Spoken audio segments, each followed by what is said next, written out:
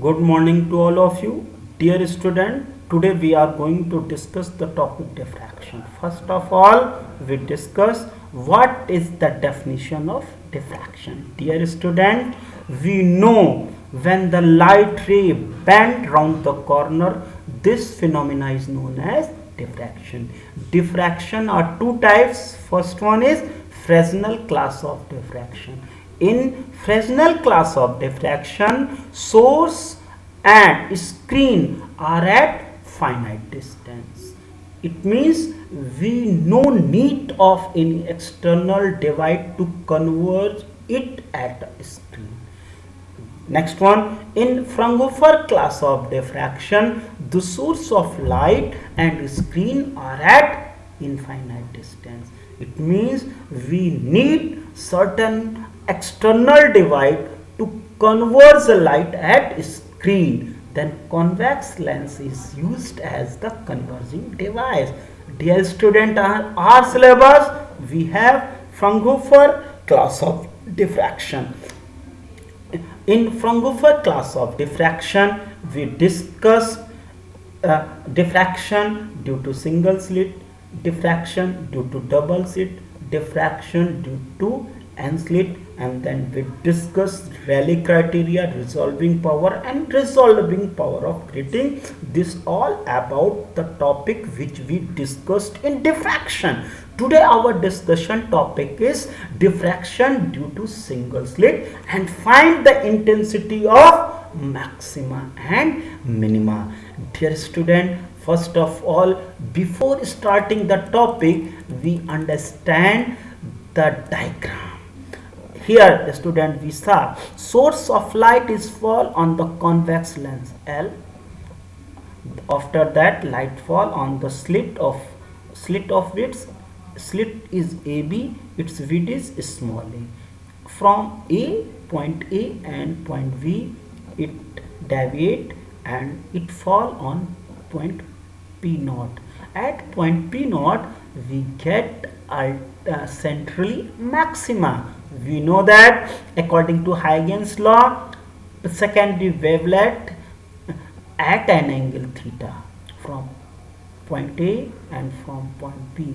It means at point P1, we know that at point P1 maxima and minima of decreasing intensity is obtained. It's depend upon the path difference between primary and secondary wavelets.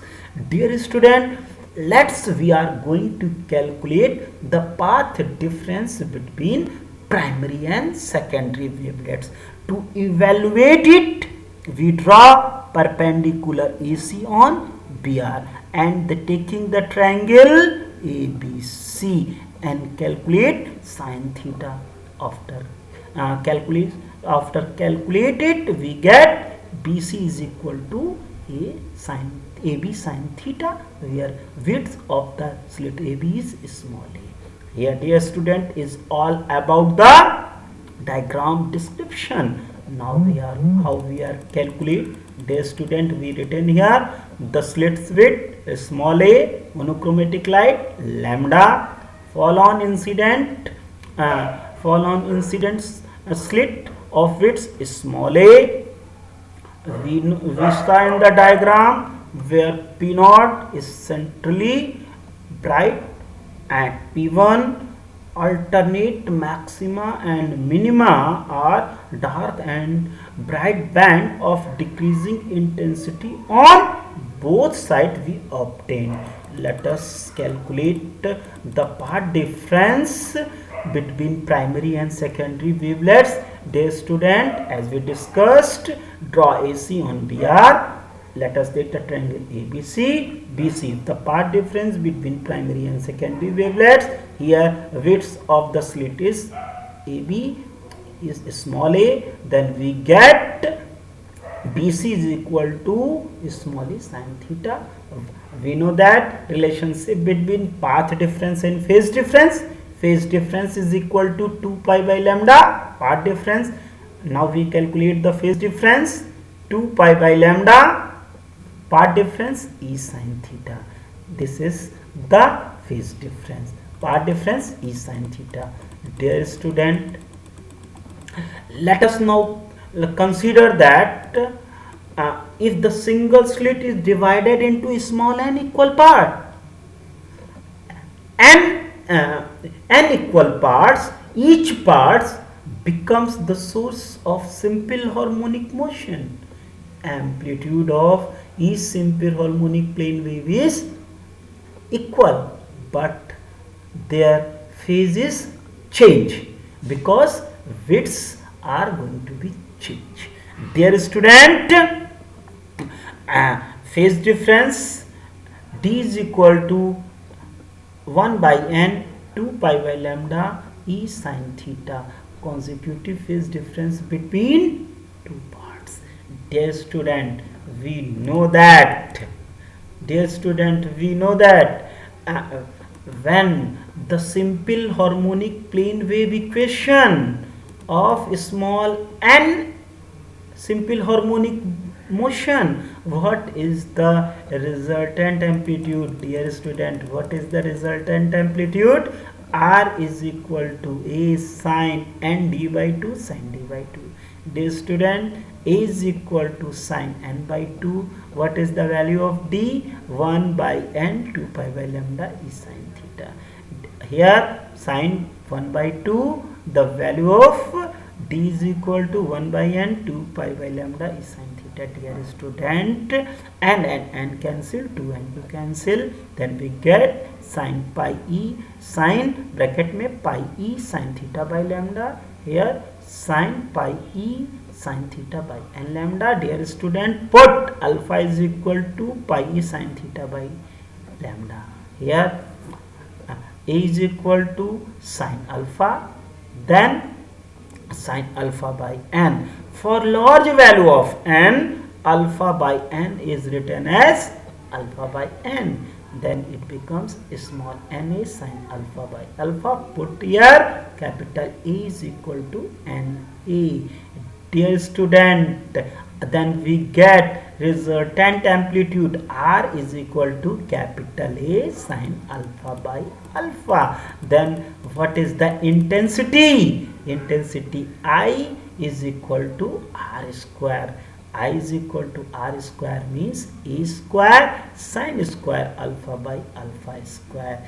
Dear student, we know A square amplitude square is equal to intensity square, then it becomes I naught square sin alpha upon alpha whole square. Dear student, next we are going to calculate the maxima and minima in single slit. Dear student, we know the first or principal maxima R is equal to A sin alpha by alpha. For maxima condition, alpha is equal to 0, then sin theta is equal to 0. Dear student, theta is equal to 0, then we get centrally maxima.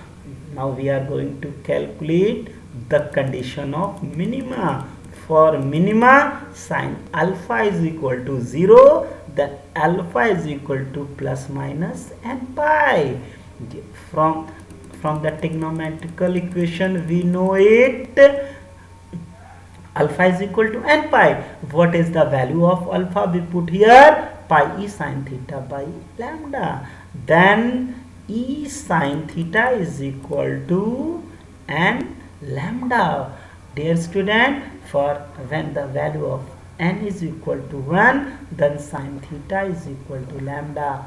First minima, when value of n is equal to 2, then 2 lambda. Second minima, as we increasing the value of n, then we get corresponding minima. Dear student, let us now going to calculate the secondary maxima. As we read in calculus, for calculation of the maxima, we differentiate it and put it 0.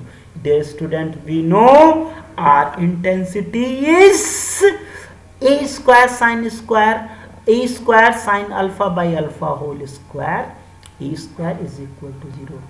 Di by d alpha is equal to 0. value of I is equal to a square sine alpha by alpha whole square is equal to 0. We differentiate it. After differentiation, we get the value a squared twice sine alpha by alpha, alpha cos alpha minus sine alpha upon alpha square is equal to 0. We know that. We also find sine alpha is equal to 0. What we get at sine alpha is equal to minima. It means it is not applicable. We already discussed this case. Then alpha cos alpha minus sine alpha is equal to 0. Then alpha is equal to tan alpha. For alpha is equal to tan alpha, we get the value of maxima. First we put alpha is equal to 0, then I is equal to I naught. Dear student, next we are going to calculate I1 at point alpha is equal to 3 pi by 2. We get the value of first maxima. The resultant intensity I is equal to for first intensity of maxima I1 a square sine 3 pi by 2 whole square upon 3 pi by 2 square. Dear student, sine 3 pi by 2 is minus 1, then it becomes minus 1 square plus 1, then it becomes a square by 22. It is I naught we calculated here. A square is I naught, then it becomes I naught by 22. From second maxima, we get alpha is equal to 5 by 2.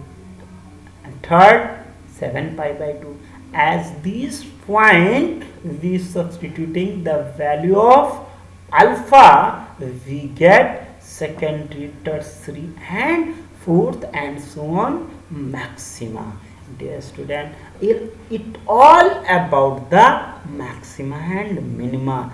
In next turn, we discuss diffraction at the double slit. Dear student, the requirement of that topic is essential. We first understand diffraction at single slit. Best of luck. In next turn, we discuss diffraction at double slit.